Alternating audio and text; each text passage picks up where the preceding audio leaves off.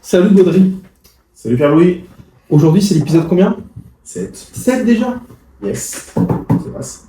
Ça passe quand même. Pourquoi certains apprenants réussissent-ils mieux que d'autres?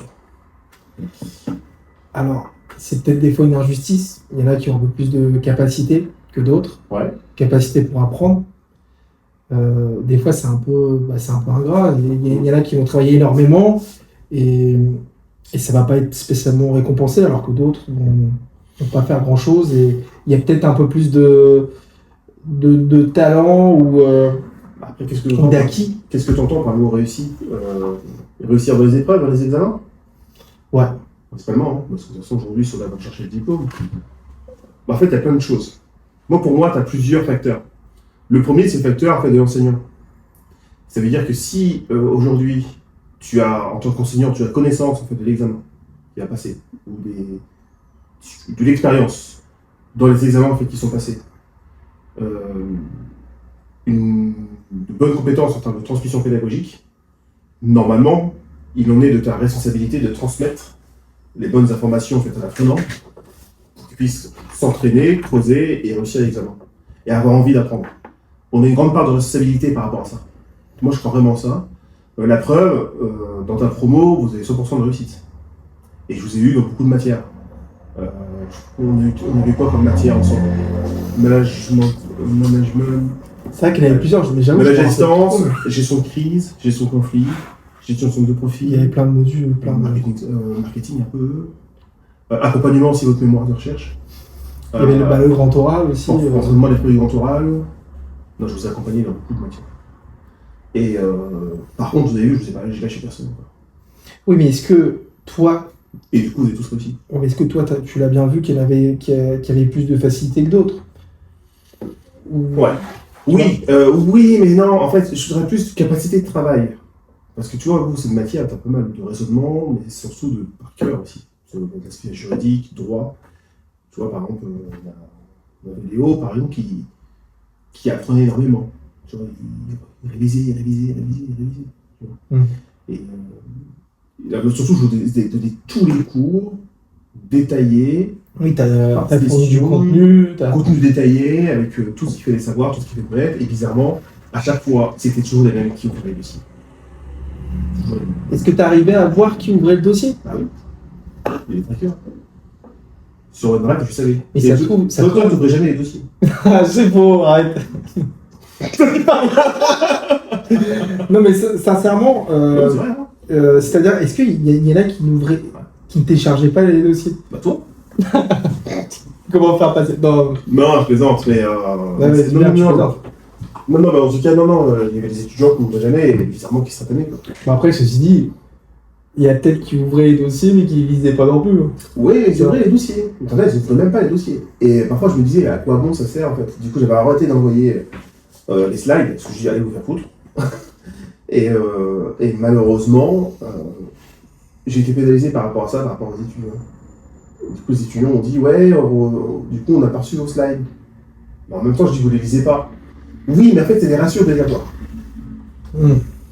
Donc, du coup, il faut envoyer. Même si tu sais que la moitié ne vont pas lire, il faut quand même envoyer parce que sur 20 élèves, s'il y en a 7 ou 8 qui lisent, c'est déjà une réussite en soi. Tu vois? Donc, il ne faut pas voir les choses comme il y en a 13 qui ne lisent pas, je ne vais pas lire, je ne les envoie pas. Et ça contribue en fait à la réussite des apprenants. Et moi, je mets tout en œuvre pour que les étudiants réussissent.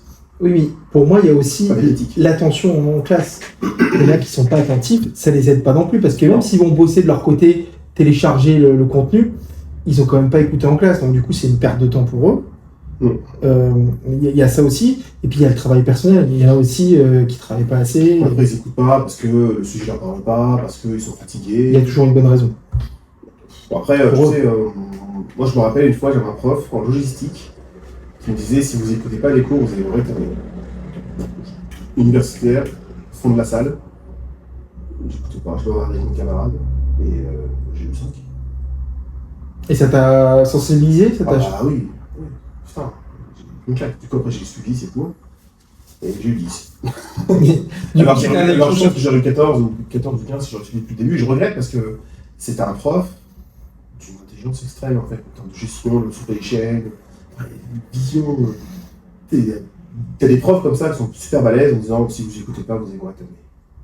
Quand un prof te dit ça en début de parcours, et qu'il est sûr que c'est vraiment sa spécialité, t'as le droit d'écouter. Mais sur le moment, tu t'en apercevais pas, mais c'est avec du recul que tu dis. Ah bah moi je l'ai reçu dès la note, hein. J'ai vu le sujet, j'ai rien compris. Oui, mais aujourd'hui, tu vois que c'était un très bon prof. Oui, c'est vrai. Tu vois, tu avais une autre vision. Ouais. Donc c'est peut-être de la maturité, prise de recul, comparaison. Ouais, carrément. Et c'est vrai que finalement, tu te rends compte que. Une fois, j'avais fait ma toute première conférence, tu sais, je l'ai faite, j'avais 18 ans, j'avais obtenu mon diplôme et j'étais major de promo. Parce que j'ai écouté après. Donc finalement, j'ai écouté au début, c'est pour ça. J'étais major, j'étais premier. Sur un trimestre. Enfin, un semestre. Et du coup, j'étais fier, et on m'a demandé d'intervenir. Et ce qui est fou, donc je me rappelle toute ma vie, et j'ai reconnu quelques têtes, tu vois, des étudiants d'un niveau en dessous, et je leur ai expliqué les conseils, en fait, justement, pour réussir en fait, leurs examens. Ils avaient tous des notes de babou. Parce que je leur expliquais, écoutez bien en classe. Si vous écoutez pas en classe, vous allez vous entamer. J'ai raconté mon parcours. J'ai expliqué ce que je fais aujourd'hui. J'étais dans la banque, tout ça. Du coup, la moitié de mon banquier. Je te jure. Dès que je sais ce qu'est une vocation, on fait dans la banque et tout. Baudry l'influenceur. Ouais, mais après, il y avait des besoins. Parce que je sais qu'à l'époque, la banque coûtait énormément, on a beaucoup moins. Et ça a joué. Donc, ouais, moi je te dis, je pense que les apprenants qui écoutent, plus de chances de réussir. Et l'enseignant, entre guillemets, qui donne en fait le goût de la transmission, augmente les chances de réussir. Ça va dans les deux sens. Pas mal dans le sens de l'enseignant, parce que si l'enseignant te donne pas envie, bah tu veux pas. Je suis d'accord. Donc ça va dans les deux sens. Mais je dirais 60% l'enseignant et 40% l'apprenant. Parce qu'il faut qu'il y ait du chien. C'est ça. On n'est pas magicien. Non, mais on peut faire des miracles. On finira sur ça. Ouais, carrément.